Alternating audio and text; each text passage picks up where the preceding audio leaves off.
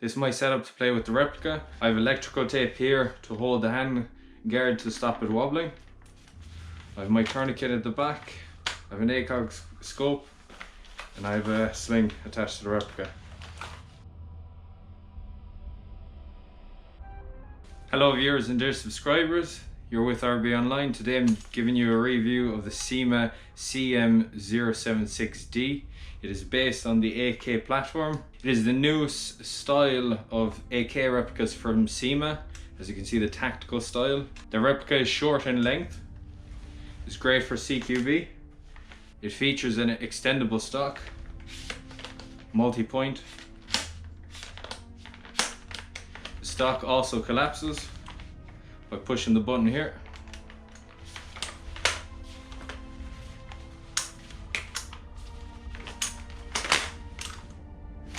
The replica has the tactical variant of the top cover with Picatinny rail allowing you to mount optics. It does not have the side dovetail mount, so you cannot attach the standard AK side mount to attach optics on the top. Comes with the extended charging handle. It's very comfortable and easy to pull back. Has the tactical fire selector, so you have safe, automatic, semi.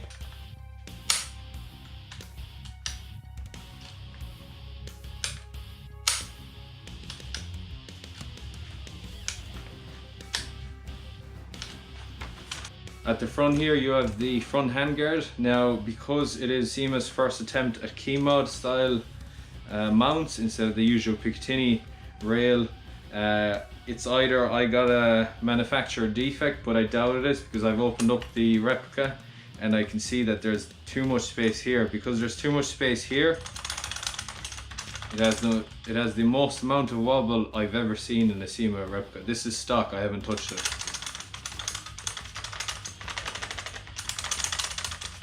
It's a lot of wobble. To stop that wobble, you're going to have to electrical tape this upward, so around here, and it'll keep it in tight and stop that wobble. It's key mod style on the sides, right side, left, and at the bottom, allowing you to attach key mod style accessories.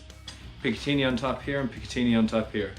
It's also got the ghost style flash extender. It's also a different color to the rest of the gun, so it adds a nice little kind of pattern to it. The Replicas Magazine is, as far as I can tell, a new style of magazines. They're almost like Magpul tactical AK magazines. There was a similar magazine that came with the CM.040I, but they're different. You can tell by the quality. Hopefully they're better in durability as well, because I broke the other style of magazine that looks like that on the first game because the lip was very weak. But with that said, once it enters the replica, there's no wobble at all, so this magazine seems to be almost developed for this replica. If you take the old style Cyma mags,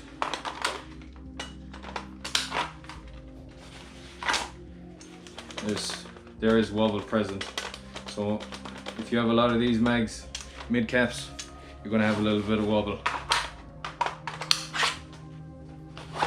It also has a new style sling mount at the rear. It's very, very handy. Now, at first I was very skeptical because there is a comfort issue with the mount.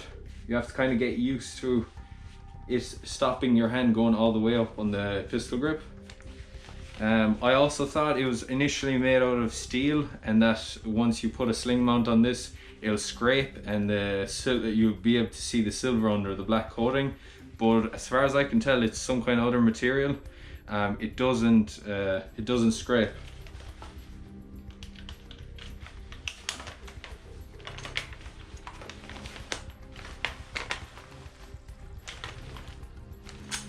Metal parts of this replica include the top cover, but not the Picatinny rail.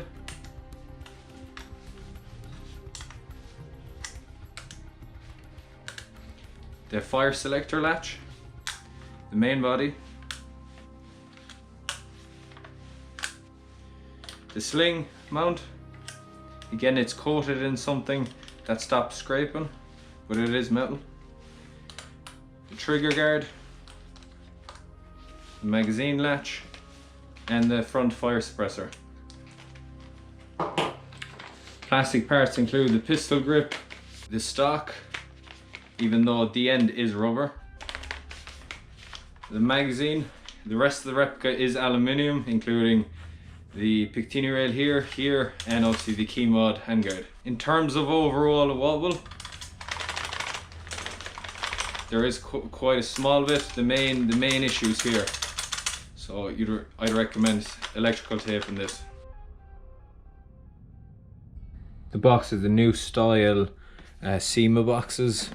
Obviously it's the latest model, so they've changed their design of the box. Airsoft Electric Rifle series, ages for 18 years and older. Cyma on the side. Shows the replica on the side of the box.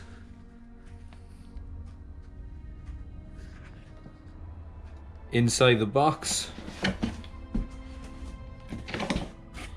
you have the standard Cyma manual, AKS 74, AKS 74U.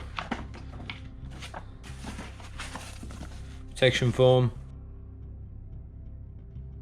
You have the replica itself, approximately 500 round high capacity magazine. Some sample of BBs. A battery.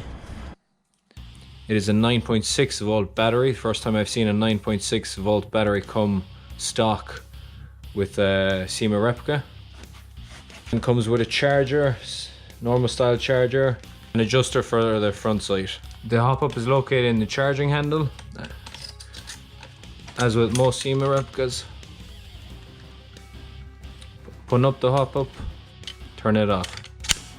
One thing to note is also the mag wheel spacer has been changed. It's no longer the plastic one, it's actually a metal piece with 2 screws. To insert the battery into the replica, the battery goes into the top cover like on most Cymas. You open up the top cover, take the battery, insert, attach the battery, and close the cover. One thing to note about the battery compartment is that because of the key mod here at the front, they've also added a stopper to the battery, so there's much less space for the battery than as with the older Cyma models. I personally prefer the extra space because you could insert much larger batteries. So now the maximum you can insert is something like this, which is a 9.6 volt, and it gets in there nice and snug. If you wanted larger volt batteries, especially some of the 9.6 are actually even longer than this stock one, you won't be able to put it into the replica because there's no longer that space. So previously the battery would go into the front handguard, so you'll have space for the battery from here all the way to the back, and now you have from here to here. One interesting note on how this is achieved is, again, might be why that wobble is present on the replica, is that once you open the top cover, this just comes off. So be careful when changing your batteries on the field. If your replica is upside down, this is all achieved by this little pin here. When the top cover is closed, the pin is locked in into this part of the top handguard and it doesn't come out, but when it is opened, the pin moves back and this can come off. I'm not too sure why they've done this. This is the stopper of the battery that I was explaining, so now the battery can't get through that. There's no way it can get through that, and I don't understand why they did do it like so. Possibly maybe if you were thinking about getting a different gearbox and having the battery compartment in here, kind of like the M4 replicas, and you just be putting the battery here instead of here, maybe the nunchuck style batteries. There might be an opportunity to remove this stopper by getting rid of this bolt, this one, and this one.